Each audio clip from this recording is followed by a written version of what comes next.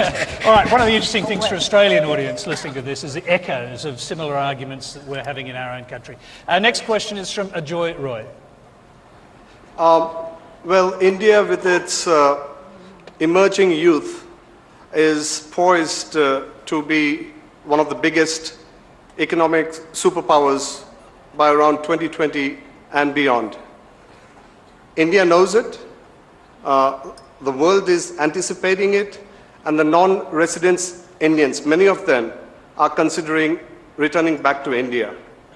In view of this, and in the context of the forthcoming elections, what does this panel know about the credentials of Mr. Rahul Gandhi and Mr. Narendra Modi and its implications for the people of India and Australia if one of them is elected as the next Prime Minister? Okay, let's start with Shwapan Dasgupta, because I think it's known that you are generally a supporter of Narendra Modi.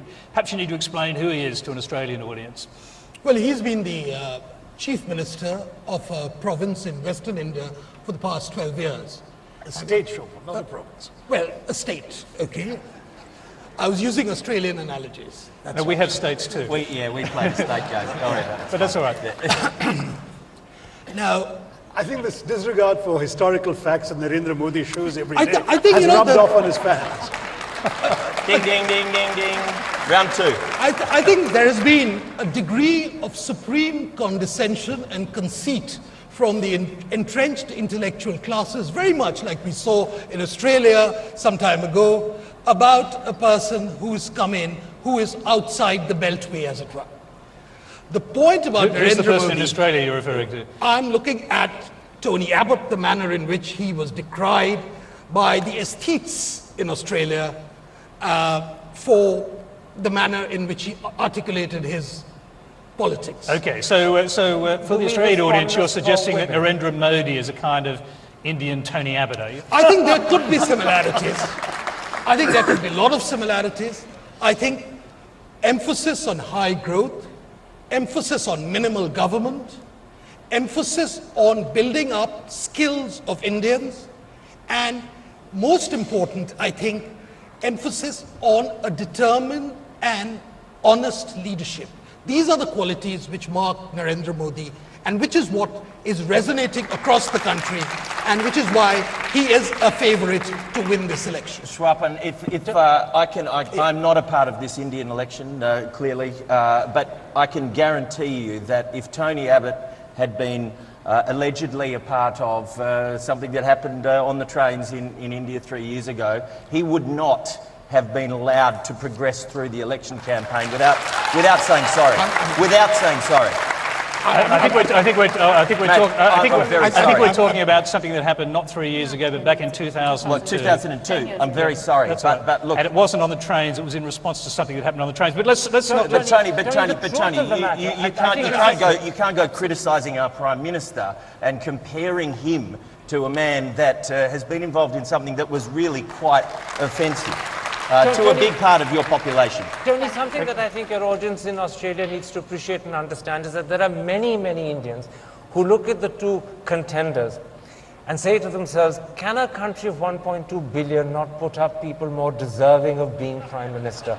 The truth of the matter is, neither of them, frankly, deserves to be the next Prime Minister of India. Narendra Modi has obvious failings, which I'm not going to go into because I think they're too well known. It would be boring to discuss them. But clearly he carries... They're not well known. They're not actually well known to the Australian audience. If he were to become Prime Minister, there is this the question that Stuart was just talking about is about something that happened in 2002. No, it's the moral responsibility that he carries. In response to Mujahideen killing Hindus on a train. We don't A know lot of It Muslims wasn't were Mujahideen, killed in Gujarat, But, in his province. And the question is, did he have anything to do with that? Did he turn a blind eye to those sectarian killings in Gujarat?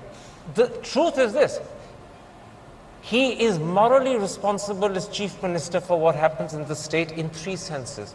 One, it shouldn't have happened. If it has and a riot's taken place, the responsibility and the buck stops with him. Two, the manner in which you respond to it when it happens. And three, the steps you take thereafter to rehabilitate those who are victims. On all three counts, he's been found wanting. The Supreme Court has gone on record in April 2004 in a specific judgment. It wasn't just a comment made in court to call him and his government modern-day Neros who deliberately chose. It was not. Forgive me. April the 12th. It was not a judgment. Forgive me. It was Karan, the Zahid. It was not a judgment. It was. It was a stray comment Forgive of a me. judge. April the 12th, 2004, the Zahira Sheikh judgment in the Best Bakery case. I assure you I'm right. I assure you, Karan, you're wrong. After the show is over, I'll send you the judgment. I'll send you the judgment after the show is over. The judgment referred to the Modi government as modern-day Neros who deliberately chose to look the other way, as helpless children and innocent women burnt to death. And there's a lot more they said as well. But that moral weight he carries still. And if tomorrow when he's Prime Minister, there were to be a communal riot somewhere else, with what credibility could he say to a chief minister of another state, you need to step in and make sure this doesn't happen because he failed when it was his turn? But okay, we need to get Schwappen to respond to that, then I'll come to Sharma. Go ahead. I think it's fair to say that Mr. Modi owes moral responsibility for what happened in 2002. I think that's a very fair comment to make, and it also suggests there was an administrative lapse. However, to suggest that he should be disqualified from politics as a result of that, and therefore to imply that there was a sort of criminal conspiracy in which he participated in, I think is stretching the point too far. I agree. I would say that had such been the case, then I think we would certainly have ruled out Rajiv Gandhi as a prime minister of this country, because it was under his watch that certain horrific things happened in the aftermath of Mrs. Gandhi's assassination. All right, we're close to running out of time. I think it's important to note that what happened in 2002 has never been repeated in Gujarat and is unlikely to ever be repeated in India. And I think the lessons of 2002 have been internalized by the entire political system, and it's best to look forward rather than look back. Okay, Sharma. I think a brief answer, I'm sorry, because we're running out of time. Swapan is right, but I'm tired of the moral equivalences we keep making, that because the Congress screwed up in 1984, that it's okay to do so in 2002. And Swapan seems to have really short-term memory, because it's barely a few months old that we've had the Muzaffarnagar riots, in which not only the SP and the Congress, but the BJP had a huge hand to play in. Really? And unfortunately... Really? Yes. I mean... Really? I mean, Swapan, do you not know? You are really mad. I mean, this is wonderful. The point is, it's an SP government. Swapan, where do you bring Mr. Modi into the picture? Did I mention Mr. Modi? You brought the BJP into the picture. Are you unaware of the fact? Are you unaware? Yes, I am unaware. Ladies and gentlemen, I'm just going to give... Tony, no, may I finish making the point? Yes, okay, if you're quick. I'm really sorry if a public commentator like Swapan is unaware that both SP and Congress and BJP ministers and MLAs had a role to play in those riots. There was a BJP MLA that actually put out an extremely egregious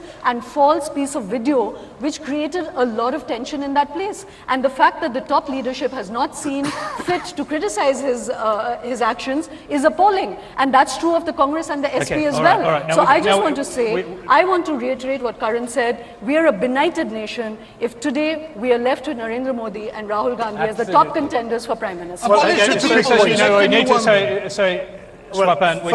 need to hear from Shashi. We don't run a presidential system here, we run a parliamentary system. Parties in our country will be voted for. Who they choose as their leaders is up to them. The BJP has chosen Mr. Modi. We, as far as we're concerned, we're running on a platform, a record of governance, as well as a set of values which we believe are closer to the values of most Indians than Mr. Modi's values. Second, in our country, whether we grow at 6% or 9% or less, as we now are, very frankly, we have to worry about the bottom 25% of our society. Congress party does, Mr. Modi doesn't. And I think that's, again, an important difference we need to put across. Rahul Gandhi does stand for the dispossessed, for his concerns, for the poor and the underprivileged in our society. Third, there is an idea of India, whether you like it or not. It's not an elite affectation. It's an idea of India as a land for people of every background, every religion, every caste, creed, color, language, dress, food habits. That India is a capacious India. It's an India that incorporates everyone, where everyone has equal rights, equal beliefs, equal authority, equal duties. Congress stands for that. Mr. Modi does not. He stands for a much more narrow sectarian vision, as his repeated statements, pronouncements, and conduct have demonstrated. So I believe there is a choice. And to reduce it to merely two individuals is not right. We have to look at what exactly we want our country to be all about. And I believe that when we come to the ballot boxes in the end, our nation will stand for the India that they cherish and not for the kinds of claims that we've had made in this panel today on behalf of some.